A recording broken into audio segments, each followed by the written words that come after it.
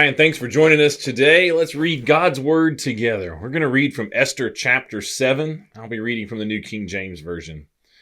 So the king and Haman went to dine with Queen Esther, and on the second day, at the banquet of wine, the king again said to Esther, "What is your petition, Queen Esther? It shall be granted to you, and what is your request? Up to half the kingdom it shall be done."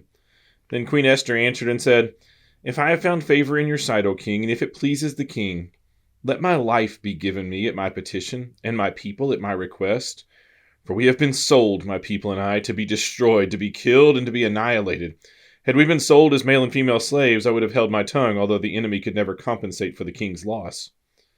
So King Ahasuerus answered and said to Queen Esther, "Who is he, and where is he who would dare presume in his heart to do such a thing?" And Esther said, "The adversary and the enemy is this wicked Haman." So Haman was terrified before the king and queen. Then the king arose in his wrath from the banquet of wine and went into the palace garden. But Haman stood before Queen Esther, pleading for his life, for he saw that evil was determined against him by the king.